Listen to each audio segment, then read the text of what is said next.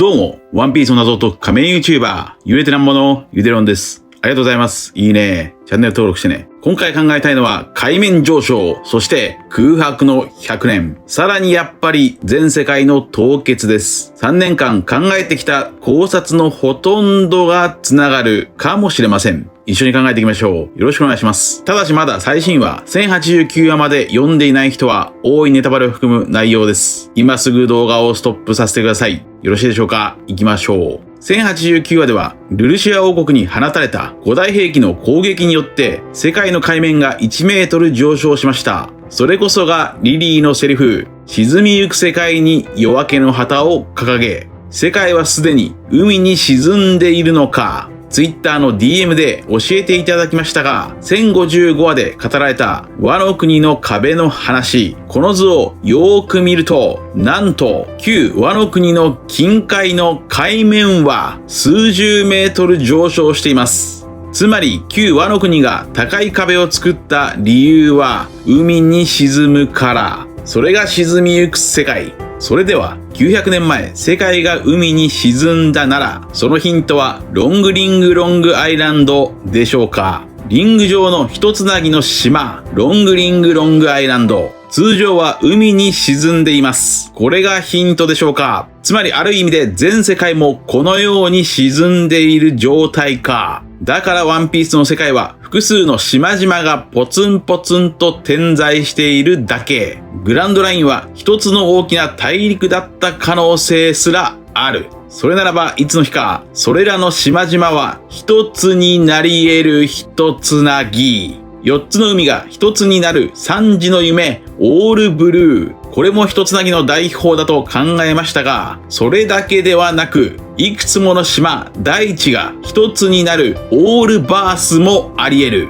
そしてこのロングリングロングアイランドで重要なのは青生地です。青生地はこの島に現れて取り残されたトンジットのために海を凍らせていました。アイスエイジ。つまり900年前、世界は海に沈んだ後凍った。それこそがここまで考えてきた空白の100年の真相、全世界の凍結、スノーボールアース現象か。この可能性は1年前に考えました。さらに全世界を凍結させる方法とは、地軸移動、ポールシフトだとも考えました。地軸を動かすと氷河時代が訪れるからです。とにかく900年前、世界に地殻変動が起きて地上の数パーセントが海に沈んだのか。その時、天変地異が起きている世界はおそらく分厚い黒い雲で覆われていた。それは雨が常に降り注いでいた。ルルシア王国の跡地も雨が降っていました。2年前、イム様とは雨を奪っていたクロコダイルとの表裏一体から雨の神だとも考えました。それは太陽の神の話が登場する前にです。そして海底探索を行っていた猿山連合軍は分厚い黒い雲、石底雲のことを夜と呼んでいました。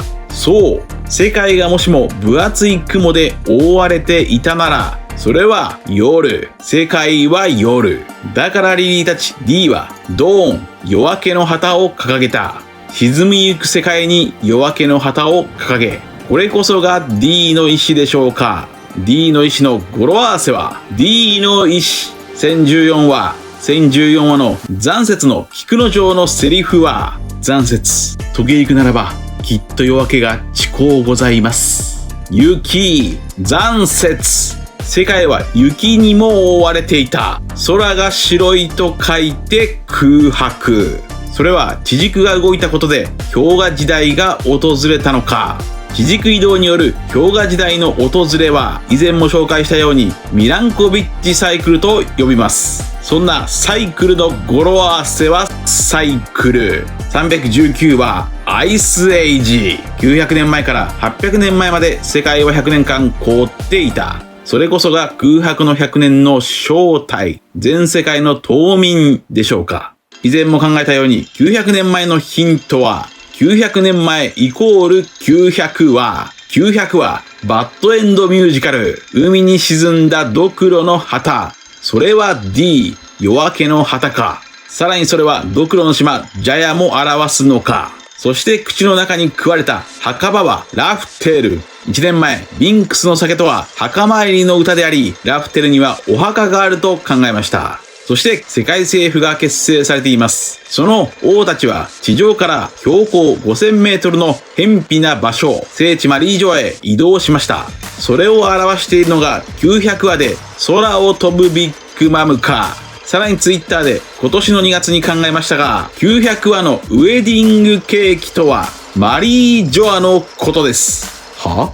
ウェディングケーキイコールマリージョアです。メリーとは結婚、ジェノワーズとはスポンジケーキ。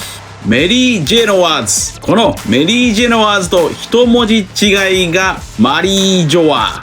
マリー、母なるジオーズ、聖地。マリー・ジョア。メリー・ジェノワーズとマリー・ジョア。つまりビッグマムとはイム様のヒントキャラでしょう。ビッグマムは天候を操れる。故にイム様たちもやはり天候を操れる。これもすでに2年前考えました。イム様の語呂合わせはイム様。163は天候は神の営み。天候はネロナの営み。そしてビッグマムの技は雷雲ゼウスから振り下ろす母の日。直訳するとマザーフレーム。一方、イム様は黒い雲から放つマザーフレームを使う。この場合のマザーとは母ではなく根源という意味のマザーでしょう。古代兵器の根源の炎。それがマザーフレーム。つまりは古代兵器の動力でしょう。そしてベガパンクはエッグヘッドのような高い文明を持つ王国が900年前に存在していたという。それがおそらく滅ぼされたある王国でしょうか。そのある王国の文明の根源はおそらく月由来。古代兵器は月の民たちが作ったものでしょうか。そんな月の民たちは資源不足で青色の星へ移住しました。その資源とはこちらの動画では水素だと考えました。こちらです。ベガパンクの夢とは世界中に無償でエネルギーが行き渡る世界。そんなベガパンクが言う無償のエネルギーとは何か。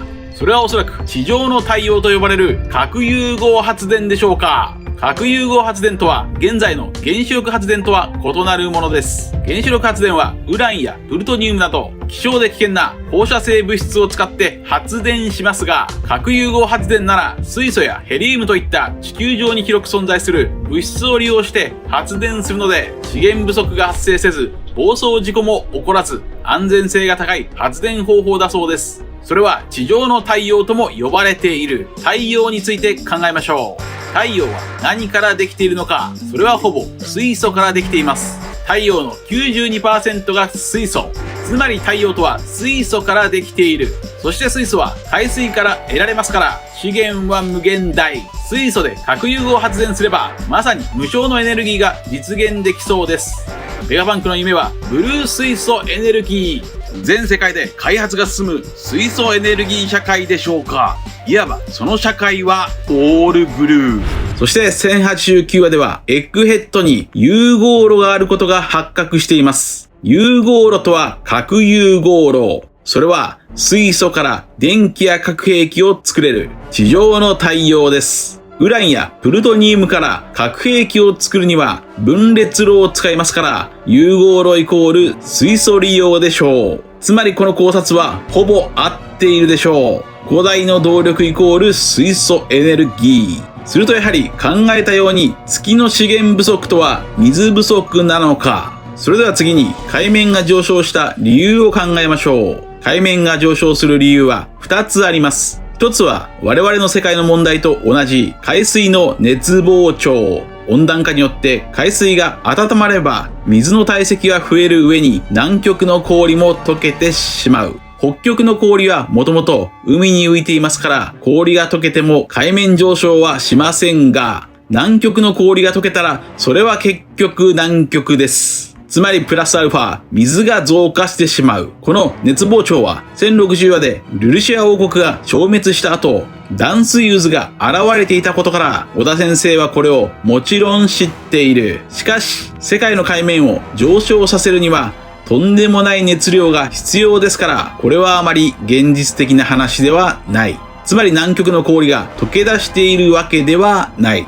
もう一つの可能性は、これも現実世界と同じ地盤沈下です。ウォーターセブンが海に沈んでいく原理とは、海の水位が上がったというより、島の地盤が沈んでいってるらしいんだ、ワイナ。350話ではそのように語られていました。そんな孤立していく島々を海列車で結ぼうとしたのがトムさんです。900年前、世界を海に沈めたイム。そんな沈んだ世界を結ぼうとしたのがトム。イム、トム、イム、トム、イム、トム、イム、トム、イム、イム、イム、トム、イム、トム。それでは次になぜ地盤が沈むのか。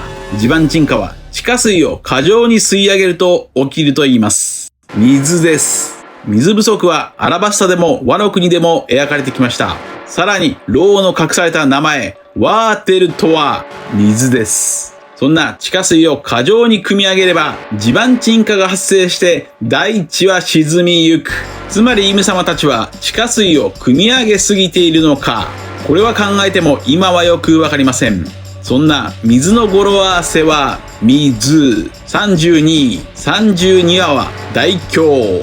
32巻は島の歌声ラブソング。32巻297話大地三章こそが重要回だと考えます。島の歌声をもう一度我々が耳にするとき、この戦いは終わるのだ。大地は負けない。沈まない。アッパーヤードはびくともしない。来号。せっかくの空島なのに天気悪くしやがって。晴れろー。太陽の神ニカ。晴れ間の語呂合わせは晴れ間。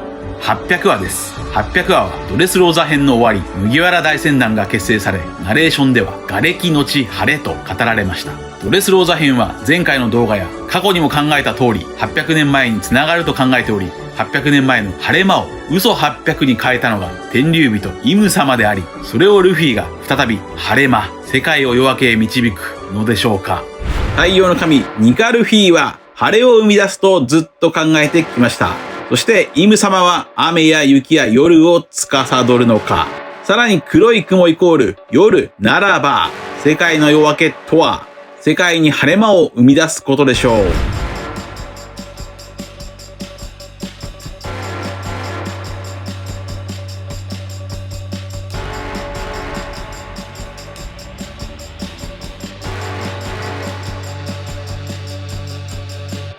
そしてやはり考えておきたいのは空白の100年、空白の語呂合わせです。空白の語呂合わせは空白。989話です。989話は鬼ヶ島編です。3ヶ月前、2020年9月発売のジャンプでは、皆さんと一緒に989話の語呂合わせは空白だ。確実に空白の100年につながる。と高まりましたが、結局989話のメインの語呂合わせは巨白でした。巨白とは親分や父親という意味です。そしてクイーンがルフィとゾロをバクンと食べて吐き出していますから、空白ならぬ空白でした。ゴムゴムのロケットで一気に上へと駆け上がります。途中でゾロと合流し、さらに上へ飛び上がったその時、ブラキオサウルスとなったクイーンにバクンと食われました。これが989話、話数の語呂合わせ3つ目、空爆です。ルフィとゾロがクイーンにバクンと食われました。さらに上空には火災のキングに加えて翼のある人造悪魔の実スマイルの能力者たちが9人登場しています。そしてルフィとゾロを加えたクイーンはふっと2人を空から地面へ叩きつけます。これが989話話数の語呂合わせ4つ目、空爆でしょうか。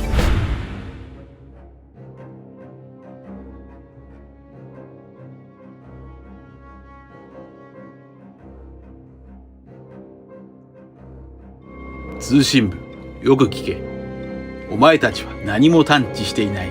何も傍受していない。ルルシア王国、そんな国はもともとないではないか。